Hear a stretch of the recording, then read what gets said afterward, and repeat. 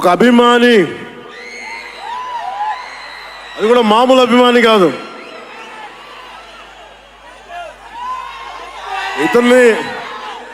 ఇతని స్థాయి, ఇతని విజన్ నాకు చెప్పాడు.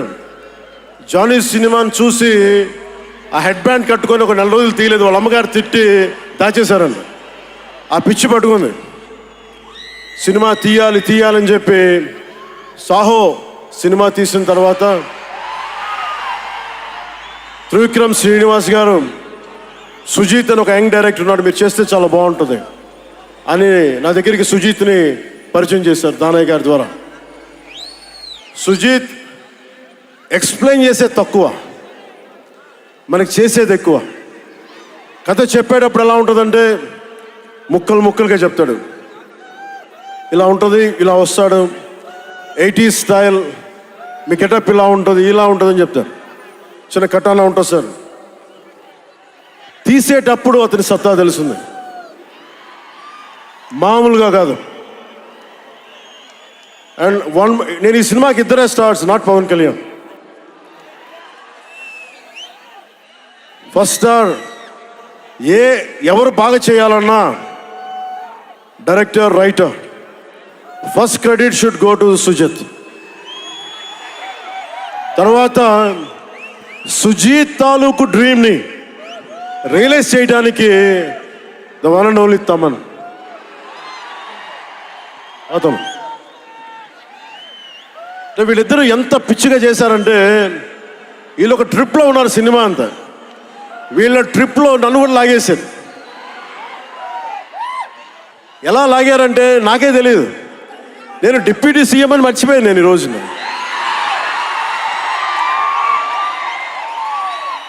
మీరు ఊహించుకోండి,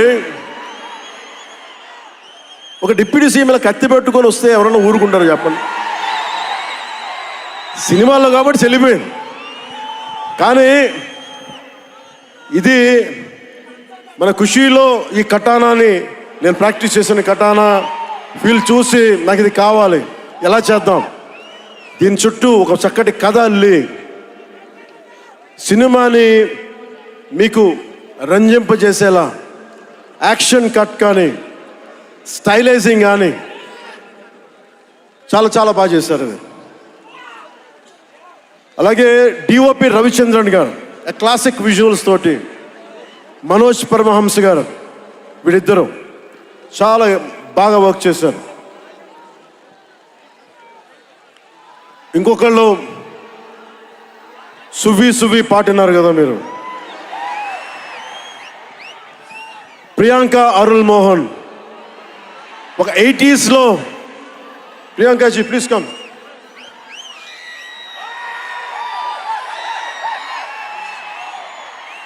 ప్రియాంక గారు ఒక 80s ఉండే హీరోయిన్. వీళ్ళిద్దరి మధ్య అనుబంధం చాలా తక్కువసేపు ఉన్న సినిమాలో చాలా హృదయంగా ఉంటుంది. మనకి ఇలాంటి జీవితం ఉంటే బాగుంటుంది అనిపిస్తుంది. అంత చక్కటి లవ్ స్టోరీ తీశాడు తక్కువ నిడివిలో సుజిత్. దానిని well captured by రవికే Chandran sir. ఆయన సినిమా సెల్యులాయిడ్ మీద ఈజ్ అ పోయిట్రీ, అంత బ్యూటిఫుల్ విజువల్స్. సినిమా మీరందరూ, నాకే తెలీదు, ఒక సినిమా కోసం ఇంతమంది ఎదురు చూస్తారు. నేను ఖుషి అప్పుడు చూసాను ఈ జోష్. అలాంటి జోష్ మళ్ళీ సినిమాలు వదిలేసి పాలిటిక్స్కి వెళ్ళిపోయిన తర్వాత మీరు నన్ను వదలలేదని నాకు అనిపిస్తుంది. నాకెంత అరే, మీరు కదా నాకు భవిష్యత్తు ఇచ్చింది. ఈరోజు జనంతో కొట్లాడుతున్నాను, పాలిటిక్స్లో కొట్లాడుతున్నాను, మీరు ఇచ్చిన బలం కదా. But when it comes to cinema, ఆమె సినిమా బఫ్, సినిమా ప్రేమికుణ్ణి. సినిమా తప్ప నాకు, సినిమా చేసేటప్పుడు సినిమా తప్ప నాకు వేరే ఆలోచన ఉండవు. పాలిటిక్స్ చేసేటప్పుడు పాలిటిక్స్ తప్ప నాకు మళ్ళీ వేరే ఆలోచన ఉండవు. ఈ సినిమా చేసేటప్పుడు సినిమాని ఎంత బాగా చేయాలి, డైరెక్టర్ చెప్పింది ఎంత బాగా చేయాలి, నాకు తెలియదు జపనీస్, నా చేత పట్టుబట్టి జపనీస్ నేర్పించాడు ఇతను. ఇలాంటివన్నీ చేశాడు. And specially I would like to thank Sujeeth's team of directors, his direction team. What a brilliant youngsters.